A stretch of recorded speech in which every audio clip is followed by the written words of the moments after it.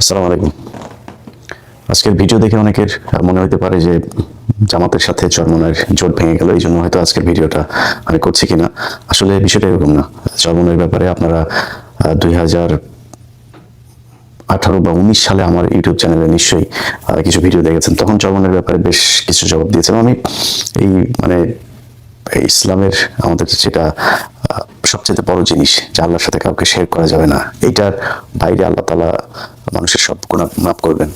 তো যেহেতু এত বড় বিষয়, যে কারণে এটার ব্যাপারে আমি অনেক আগে থেকে আপনারা যারা আমার একুশে টেলিভিশনে একুশে চোখ দেখতেন, আমি তখন কিন্তু এই যে মাজারের যেসব মাজারগুলোতে অসামাজিক কার্যকলাপ হতো, তারপরে ধর্মের নামে যেসব অপসংস্কৃতি সেখানে করা হতো, সেগুলো নিয়ে আমি ব্যাপক সরব ছিলাম। একুশের চোখে অনেকগুলো হাস্যকর সব বিষয় নিয়ে আমি এই মাজারে যেগুলো হতো এগুলো নিয়ে কাজ করেছি।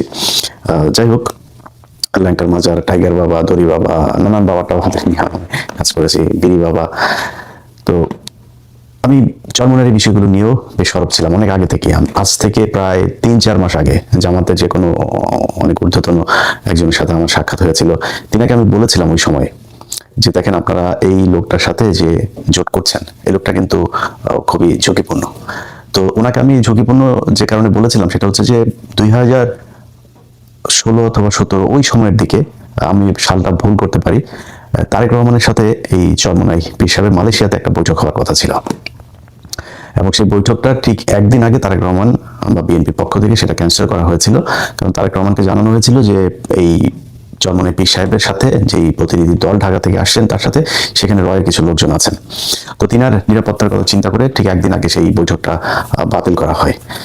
তো আমি তারপর থেকে ধরেন তাদের ব্যাপারে খুব সাবধান, এবং গত 15 বছরের আপনি চরমোনাইয়ের যে অবস্থাটা যদি দেখেন, জামাত ইসলাম সহ হেফাজতের অনেক নেতাদের উপর অনেক নির্যাতন অত্যাচার এগুলো হয়েছে, কিন্তু চরমোনাই পীর সাহেবের এদের উপরে কোনো সমস্যা হয়নি, এরা দাপিয়ে বেরিয়েছে। মাঝখানে একটা সময় তো আপনার এই যে মাহফিল টাফিল, যে সময়টাতে মিজানুর রহমান আজহারীকেও দেশ থেকে বের করে দেওয়া হলো এই চরমোনাই পীর সাহেবের।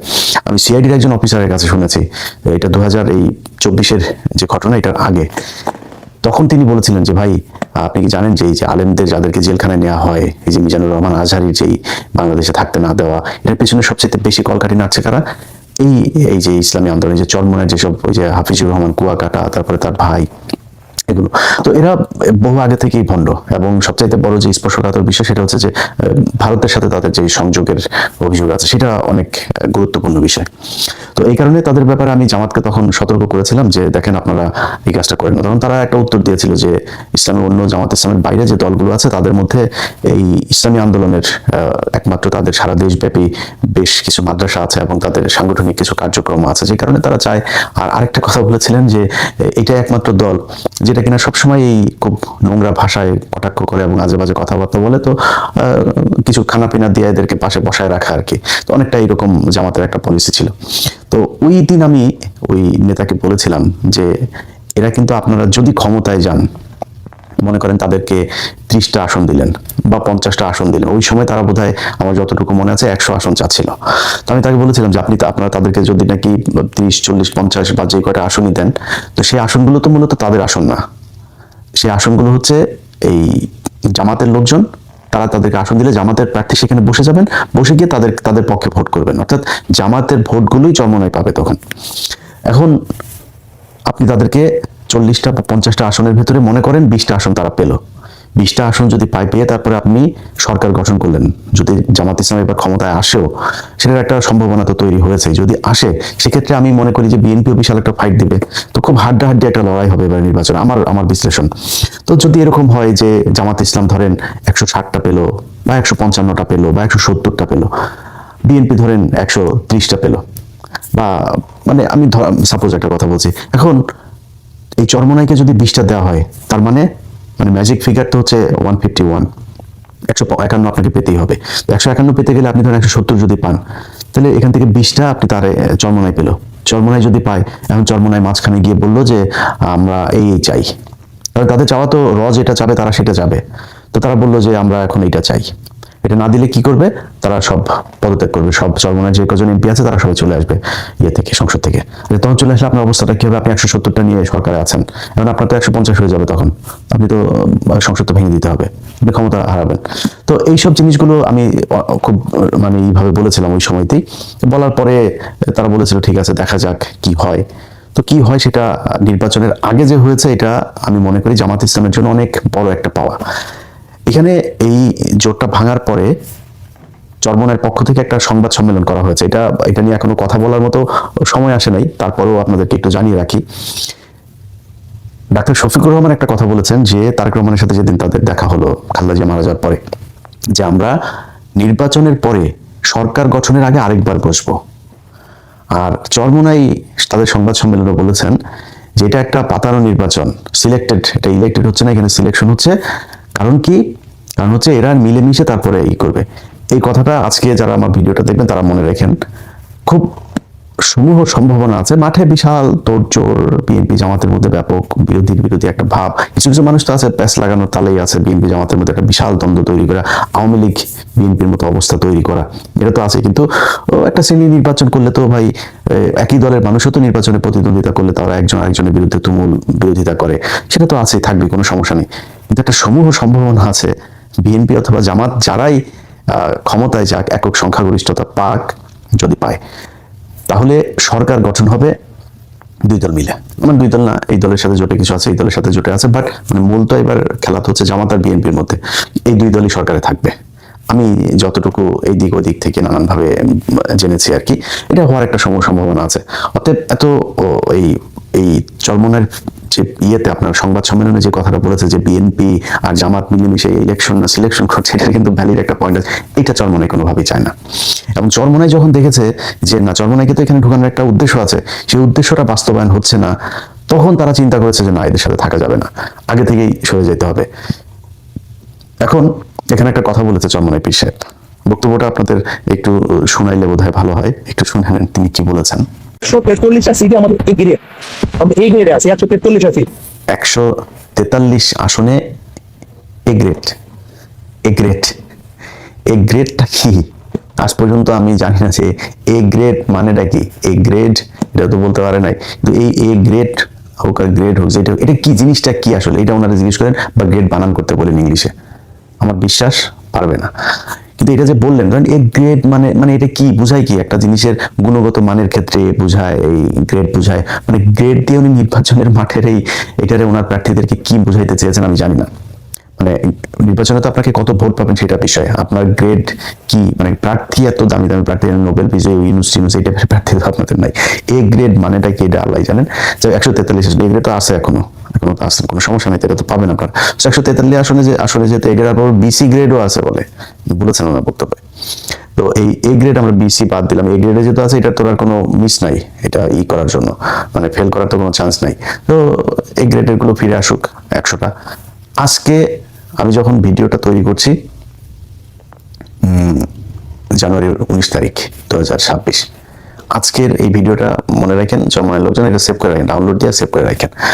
এবং বলে রাখলাম 12ই ফেব্রুয়ারি যে নির্বাচনটা হবে, চরমনাই একটা আসনও পাবে না, এটা আজকে বলে রাখলাম, ভিডিও ডাউনলোড করে রাখেন। যদি একটা আসন পান, আপনারা কোনো জোট টোটে না যায়, যদি এক আসন পান, আমি ওই দিন চরমনাই পীর সাহেবকে ফোন করে এই লাইভে এসে তারপরে আপনাদের কাছে সরি বলবো, এক আসন যদি পান, এটা আজকে বলে রাখলাম। আচ্ছা, এখন আমার এই কথাবার্তায় আমার চরমনাইয়ের অনেক লোকজন আছে, এদের অনেকে আছে ইসলাম প্রিয়, আমি এদেরকে খুব পছন্দ করি, যে কোনো ধর্মেরই, মানে যে কোনো ধর্ম নিয়ে কেউ কটাক্ষ করুক এটা আমি চাই না, এবং যে কোনো ধর্মের কেউ ধর্ম পালন করে সে তার মতো, আমি এটাকে পছন্দ করি, অপছন্দ করি না।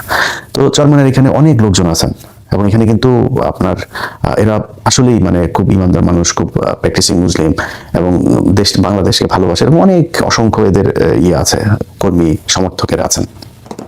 তাদের কাছে আমার মানে তারা হয়তো তাদের মতো করে চিন্তা করে, তাদেরকে এমন ভাবে বোঝানো হয়েছে সেই বিষয়গুলো, তাদের ওস্তাদের প্রতি, হুজুরের প্রতি তাদের বিশাল একটা দুর্বলতা আছে, শ্রদ্ধা আছে, ভালোবাসা আছে।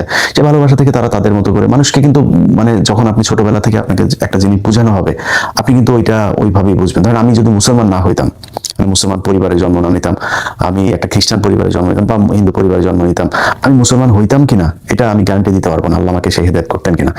তো তার মানে আমাকে ওই ছোটবেলায় যেটা বিশ্বাস করানো হয়েছে ওইটা বড় হয়ে আমি হয়তো সেটা পরীক্ষা করেছি, নানানভাবে চেক করার চেষ্টা করেছি, আমি সত্যটাই পালন করছি না মিথ্যা করছি। বাট আমার গোড়াপত্তন কিন্তু হয়েছে আমার পরিবার থেকে। তারপরে যখন ছোটবেলা একটা শিশুকে আপনি মাদ্রাসায় দিয়ে আসছেন, সেই মাদ্রাসায় সে তার উস্তাদের কাছে যেভাবে শিখছে, যেই যেই মানে একটা কোরআনের আয়াতকেই তারা যেভাবে ই করছে, ধরেন আমি তাদের এই বেদে বেদে মারফত নামে তাদের একটা বই আছে, সেটার আমি কিছু ইয়ে করছিলাম, আজকে একটু দেখার চেষ্টা করছিলাম। এই জায়গায় তারা একটা সূরার রেফারেন্স দিয়েছেন।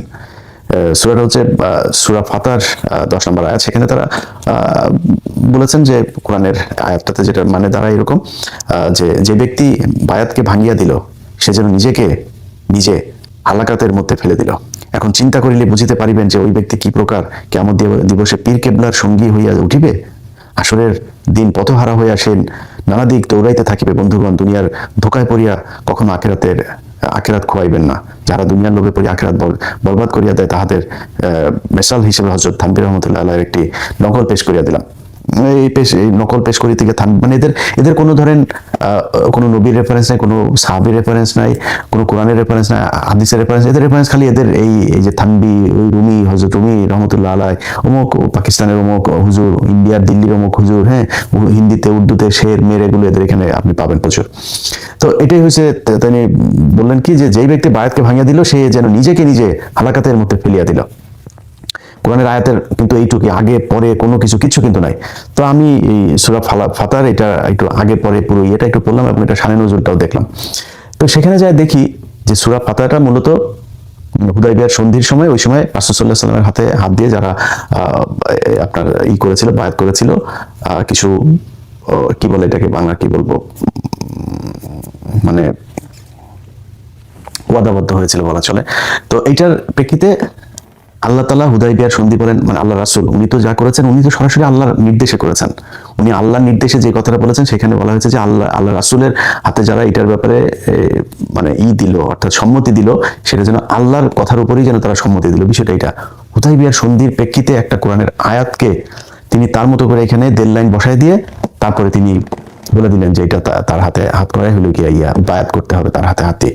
আর কয়েকটা আমি আপনাদেরকে মানে খুব আপনাদের বিদ্রুপ করছি না, আপনারা ভাই, আমি আগে বললাম যে আপনাদের ভিতরে অনেক আলেম থাকতে পারেন, অনেক ভালো মানুষও থাকতে পারেন। এই 5 আগস্টের যে আন্দোলনেও মাদ্রাসার শিক্ষার্থী, ইসলামী আন্দোলনের শিক্ষার্থীদেরও অনেকের আছে।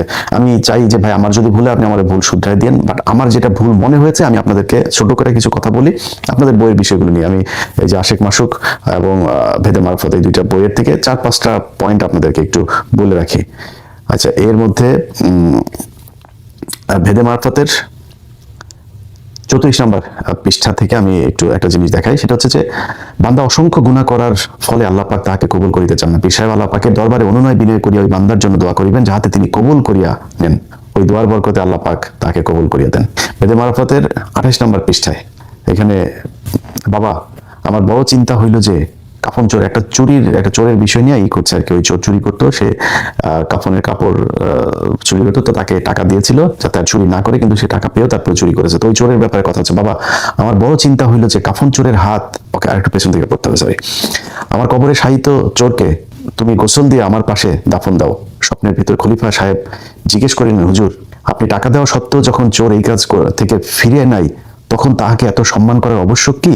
দরবেশ সাহেব বলিলেন, বাবা আমার বড় চিন্তা হইল যে কাফন চোরের হাত আমার হাতের সঙ্গে লাগিয়াছে।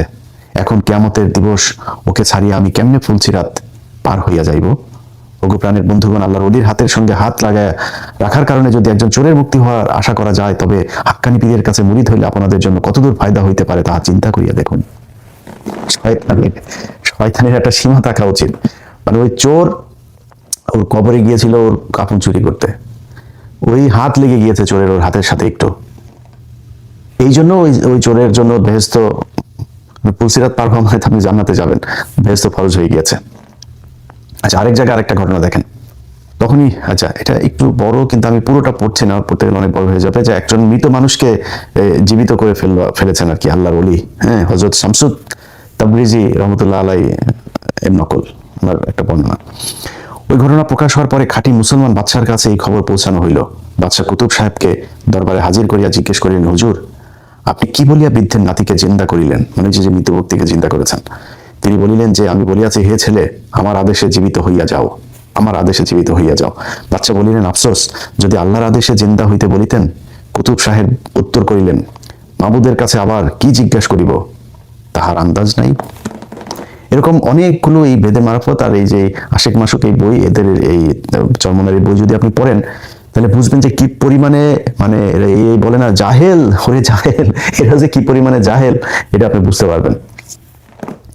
ওই এই পর্যন্ত এই দুই পীর সাহেব আপনার সাপের কিচ্ছা, গরুর কিচ্ছা, বাইং মাছের কিচ্ছা, তারপরে সৌদিতে যায় ধরা পড়েছে, সেখানে গিয়ে সে তাকে সৌদি বাদশা ফাহাদ পর্যন্ত তারে করেছে, তার সাথে দেখা করার জন্য তার বাসা থেকে খবর নিয়ে আসতো, সারাদিন সে ওইখানে বয়ান শোনাইতো তাদেরকে, বুঝছেন।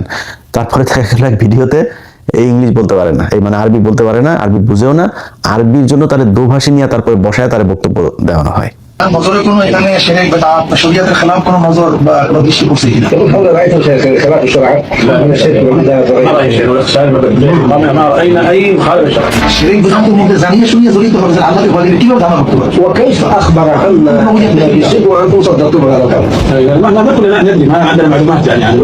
أول كثير من المخرطين আমরা তো প্রথম স্টেজ নিয়ে আসি, কিন্তু দ্বিতীয় তৃতীয় স্টেজ নিয়ে আমাদের আলোচনা খুব কম হয়। نحن الآن نناقش الشرك الحقيقي. যাই হোক, এই হচ্ছে কি এই চরমোনাই পীর সাহেবের এই ভণ্ডামি। সো আপনারা যারা তাকে অন্ধভাবে বিশ্বাস করেন, অন্ধভাবে তার প্রতি আনুগত্য প্রকাশ করেন, এবং কিছু মানুষ মনে করেন যে আপনার এই যে পীর সাহেবের, চরমোনাই পীর সাহেবের ইয়েতেই করা যায়, করলেই আপনি বেহেশতে চলে যাবেন, এরকম বাংলাদেশে ভণ্ড অনেক আছে, দেওয়ানভাগী ভণ্ড, কুতুববাগী ভণ্ড, তারপরে এই যে আটরশির ভণ্ড, তারপরে ওই আরেকটা আছে ওই যে আটরশির টেকোতে এই যে ফয়সাল, হ্যাঁ, বিশাল ভণ্ড, আওয়ামী লীগের ছিল, পলাতক এখন। তারপরে এই চরমোনাই আরেক ভণ্ড, ওই যে কুয়াকাটা মাটা, এগুলি এটার সাথে যে করা থাকে, এরকম ভণ্ড আছে কিছু। আবার এরকম এই ভণ্ডদের ভেতরে আবার এই যে আরো কিছু ভণ্ড আছে, সবাই আর না বলি আজকের ইয়েতে। যাই হোক, আমার কথা হলো যে ভাই, আপনি এই নিয়ে, মানে যে ব্যক্তি কোরআন, আল্লাহ, রাসূল এগুলো নিয়ে যে ব্যক্তি মিথ্যা কথা বলতে পারে, তার দিয়ে পৃথিবীর সবকিছু সম্ভব। এটা শেখ হাসিনার চাইতেও ভয়ঙ্কর। শেখ হাসিনার তো মানুষ জানে ও ইসলাম বিদ্বেষ, ও ইসলাম মুসলমানদের বিরুদ্ধে কাজ করে, কিন্তু ওরে যে ও নিজে লেবাস টেবাস পরে তারপরে এগুলো করে। এই যে ধরেন আপনি ইয়েতে যদি দেখেন, কোরআনের প্রথম দিকের যে আয়াতগুলো, যেমন সূরা বাকারা, এসব জায়গায় খুব বেশি এই মুনাফিকদের কথা বলা হয়েছে। ওই রাসূল সাল্লাল্লাহু আলাইহি ওয়াসাল্লাম যখন ইয়েতে গেলেন, মদিনায় যখন হিজরত করলেন, হিজরত করার পরপর কিছু নতুন একটা সমস্যা তৈরি হলো, সেটা হলো এই যে মুনাফিকদের সংখ্যা বেড়ে গেল। এরা সামনে এসে রাসূল সাল্লাল্লাহু আলাইহি ওয়াসাল্লামকে বলে, হ্যাঁ আমরা সবাই কালেমা পড়েছি, আবার ওরা বাইরে গিয়ে তারপরে বলে যে আমরা কোরআন আমরা আসলে ওদের সাথেই করেছি। আবার কিছু ক্ষেত্রে পরিবারের সবাই হয়ে গিয়েছে, দুই একজন হয় না, এরা কিছুটা এইদিকে কিছুটা ওইদিকে, কোনো বড় ধরনের জানমালের প্রশ্ন আসলে তারপরে তারা আবার পেছনে সরে যায়, এরকম কিছু সমস্যা। তা আমি মনে করি এই, এবং এদের ব্যাপারে খুব কঠোর ভাবে বলা হয়েছে। সো এরা মুশরিকদের চাইতেও এরা ভয়ঙ্কর।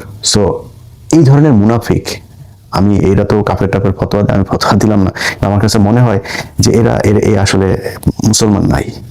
কারণ যেই ব্যক্তি নিজেকে কিছু মানুষের টাকা পয়সা নেওয়ার জন্য, কিছু মানুষকে তার পেছনে ঘোরানোর জন্য, অন্ধভাবে তার ভক্ত বানানোর জন্য যে কোরআনের বিকৃত করে তারপরে প্রচার করে, আল্লাহর সাথে যার মানুষকে শিরক করে, তার কারণে অনেক মানুষ শিরক করে, এই যে বায়াত হয়ে এই যে এগুলি করে, এই যে ফুলসিরাত পার হয়ে তারপরে ইয়ের দিন জাহাজে করে তারপরে তারা ইয়েতে নিবে, ভেস্তে নিবে, এরকম আছে না? তো এই যে কথাবার্তাগুলো বলে যে মানুষকে বিভ্রান্ত করে এবং মানুষকে যে শিরক করায়, এটা তো তার এটার রেজাল্ট তো সে পাবে, এবং আমার বিশ্বাস যে আল্লাহ তাদের এটার কিছুটা নতিজা পৃথিবীতে দেখায় নিয়ে যাবেন। তো আমার আজকে যে মূল আলোচনা, ভাই জামাত ইসলামের যারা তাকে নিয়েছিলেন আজকে বের হয়েছে, এটা বের হওয়াতে আমি মনে করি জামাত ইসলামের সবচেয়ে বড় যে সুবিধাটা হয়েছে, জামাতের এখন এবারের নির্বাচনে তাদের ইউএস এর সাথেও তাদের যে এখানকার যেসব বৈঠক টৈঠক হয়, তারপরে বিদেশি কূটনীতিকদের সাথে, বাংলাদেশ তো পৃথিবী এখন গ্লোবাল ভিলেজ, তো এখানে তো তাদের সবার সাথে করতে হয় মিলেমিশে, তারপরে তাদের সম্পর্ক বিল্ড আপ করতে হয়, ক্ষমতায় গেলে কি করবে সেটা তাদেরকে আপডেট রাখতে হয়। এটা করতে গিয়ে যাদের যাদের সাথে কথাবার্তা হয়, একটা বড় চ্যালেঞ্জ হলো যে ইসলামী দল, যেটা আমি এর আগেও বলেছি যে এই যে ইসলাম শব্দটা থাকাটা, মানে আমি ভাই, আমার যদি কেউ মাথায় পিস্তল ধরে যদি বলে যে তুই বল তুই মুসলমান, আমি এটা বলবো না ভাই, আমার এটা বলাই মারে ফেল, কোনো সমস্যা নেই। আল্লাহর কাছে মানে তওবা করি, আল্লাহ যেন অহংকার মনে না করেন, এইটুকু ঈমান আছে, আল্লাহ যেন এইটুকু ঈমান রাখেন। এখন এরপরও আমি বলি যে জামাত ইসলাম, এই ইসলাম নামটা রাখাতে অনেক সমস্যা হয়েছে বাংলাদেশের জন্য, ইসলামের জন্য অনেক সমস্যা হয়েছে। তো সেই সমস্যাটার ব্যাখ্যা কিন্তু তাদেরকে দিতে হয়। সেই ব্যাখ্যা দিতে গিয়ে তাদেরকে দেখেন, এই যে আপনি দেখেন না যে তাদের নারীদেরকে তাদের নিয়ে আসতে হয়েছে, তারপরে নানান কথাবার্তার মধ্যে তাদের অনেক হিসাব টিতাব করে তারপরে কথা বলতে হয়, বিদেশিদের কাছে জবাব দিতে হয়, তোমরা ইসলামী দল, তোমরা কি করবো, তোমরা কি শরিয়া ফেরত আনবা কিনা, এইসব প্রশ্নের উত্তর তাদের দিতে হয়। সেইখানে এই চরমোনাই এদের দলে থাকাটা, এটা অনেক বড় একটা, আমি মনে করি যে তাদের জন্য দুর্বলতা হতো যে এই দলটা তাদের সাথে থাকে। এটা না থাকাটা এখন বিদেশিদের কাছে তাদের জবাব দিতে অনেক বেশি সহজ হবে। এটার পরে যদি ভোটের কথা কেউ বলেন, আমি জানি না ভাই, আমি বাংলাদেশে যতদিন পর্যন্ত ছিলাম, এখন কি তাদের বিশাল ভোট আসলে 143 সিক্রেটে হয়েছে কিনা, যদি বিশাল কিছু না হয়, আমি আমার দেখা মতে এরা একটা আসনও পাবে না। কিছু কিছু জায়গায় যেমন বরিশাল টরিশাল তাদের কিছু পকেট জায়গা আছে, এখানে কিছু ভোট কাটবে, কিন্তু আসন একটাও পাবে না। এখন আমার এই পুরো ভিডিওর পরে চরমনের ভাইরা যারা আমার সাথে, আপনি এটা ডিফার করতে পারেন যে না আমি আপনার কথা মানি নাই, গালাগালি দিতে পারেন, মানেন নাই, কোনো সমস্যা নেই। বাট আপনাকে একটা প্রমাণ করার জন্য, আপনার পীর সাহেব সত্যি না আমি সত্যি, এটা প্রমাণ করার জন্য আপনাকে একটা সবশেষ পরীক্ষা দিয়ে যায়। এই পরীক্ষাটার রেজাল্ট আপনারা কিছুদিনের মধ্যে পাবেন। সেটা কি? আপনাদের মনিত ভেদে মারফতের আপনাদের যে লেখাটা কাজ, আপনারা অনেক গায়েবের ব্যাপারে আপনারা অনেক কিছু জানেন। আপনাদের ডাকে গরু ছুটে চলে আসে, খুঁটা টুটা সব উঠায়। সো এই যে এত গায়েবের ব্যাপারে আপনারা জানেন, চরমনের পীর সাহেব 143 আসনে তাদের এ গ্রেড, এটা গায়েব থেকেই বলেছেন। সো এই গায়েব যদি সত্যি হয়, আপনাদের কাছে আমি মাপ চাবো।